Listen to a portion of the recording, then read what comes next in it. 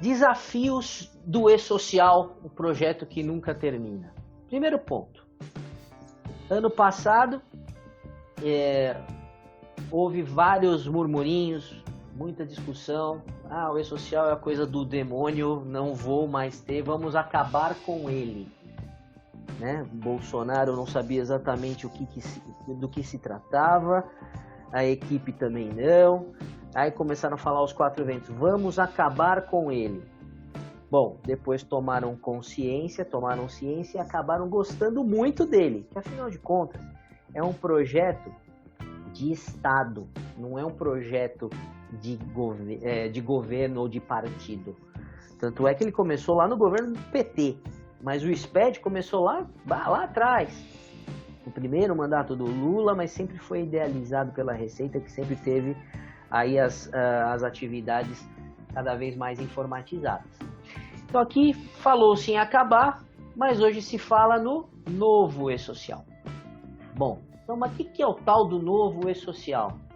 Bom, o novo E-Social ele é composto pelo seguinte, já temos a CTPS digital, substituímos o CAGED, substituímos a Raiza no base 2019, substituímos o livro de registro de empregados. Logo, dá para simplificar o E-Social. Tá, mas por que criou a CTPS digital? Porque foi feito um processo de qualificação cadastral lá no início do projeto, onde se fazia a paridade entre o CPF e o PIS, que garantiu com que todos nós fôssemos reconhecidos pelo governo ou por qualquer entidade governamental pelo CPF. Com isso, realmente eu não preciso mais necessariamente do número do PIS.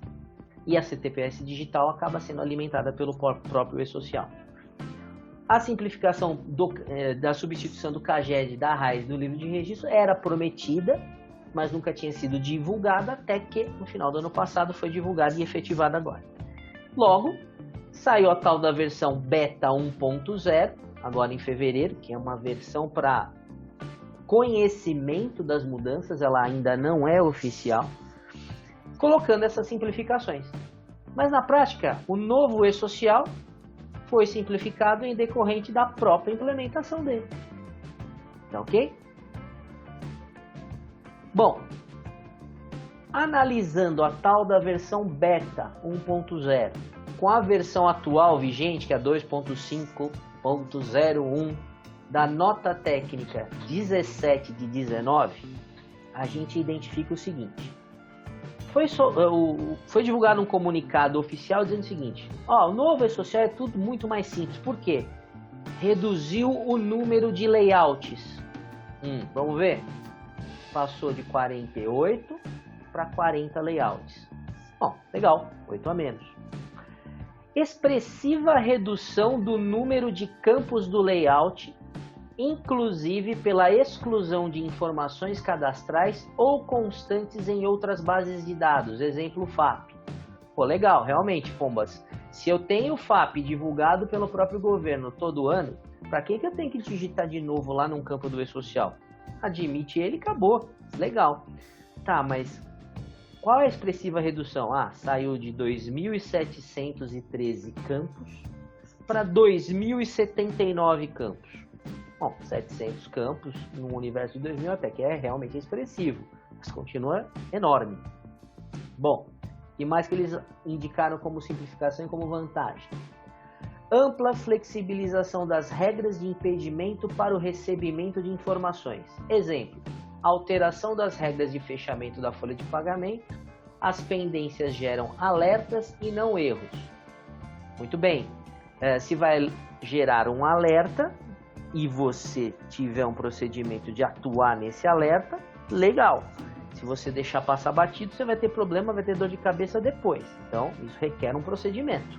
Mas legal. Ok, é melhor trabalhar com alerta e não travar o fluxo do que travar o fluxo e não saber como funcionar. Mas, de novo, vai requerer entender como isso vai funcionar na prática e que tipo de problema isso vai poder gerar. O que mais? que eles colocaram como comunicado oficial e facilidade. Facilitação na prestação de informações destinadas ao cumprimento de obrigações fiscais previdenciárias e depósitos do FGTS. Bom, tá bom, acho que uma coisa decorre da outra. Se eu flexibilizei e facilitei, por consequência, vai ser mais simples a prestação de informação. Outra, utilização de CPF como identificação única do trabalhador. Exclusão dos campos onde era exigido nisso. Bom, beleza, isso é decorrente dele mesmo, como eu falei lá atrás. Nós só somos reconhecidos hoje pelo CPF em decorrência de toda a trabalheira inicial de implementação do E-Social, que foi aquela questão de qualificação cadastral. Isso permitiu, de novo, só sermos identificados pelo CPF e a tal da CTPS digital. Ok? E por fim, simplificação na forma de declaração de remunerações e pagamentos. Bom, a ver, né? Porque está tudo vinculado nessa tal flexibilização. Mas na prática, gente, olhando no detalhe, a gente tem esse gráfico aqui que eu queria expor. Então, o primeiro ponto aqui, o que chama atenção, 4% das informações foram excluídas por conta de já estarem no governo, a exemplo do FAP. Ok, isso ajuda. Eu não preciso ficar fazendo consistência, ele vai simplesmente assumir. 2% foi alterado. 7% incorporou dados de outros eventos. Então isso aqui, de 48 para 40, na prática houve incorporação. Vou dar um exemplo. Na parte de segurança e medicina do trabalho, a gente tinha um evento de treinamentos e capacitações. Esse evento caiu. Então, num primeiro momento, você fala, pô, um a menos, tá aqui, ó, tá comprando. Mas caiu por quê? Porque ele foi incorporado ao S2200, que é o registro de admissão. Então, lá no meio você tem um item novo de inserção dos treinamentos e capacitações. Bom, muito bem. Isso já tentaram no passado, quando o exame médico também fazia parte da admissão do funcionário, que é o DS2200. Operacionalmente, isso é bastante difícil de implementar, porque muitas vezes você tem os exames médicos numa empresa terceirizada ou em outro sistema que não o de folha. Você vai ter que trabalhar uma integração aqui. Então, assim, o que num primeiro momento é dado como um benefício, uma facilidade, certamente dará um problema operacional. Porque nem todo mundo é integrado, como já falamos, e o trabalho de integrar terceiros, tanto prestadores quanto softwares, é bastante complexo. Não é impossível, mas é bastante complexo e tem que ser colocado em pauta. Então não sei se é a melhor solução e se isso vinga mais à frente. Só para dar um exemplo, tá, gente? 15% das informações aqui, ó, incorporadas a outros eventos.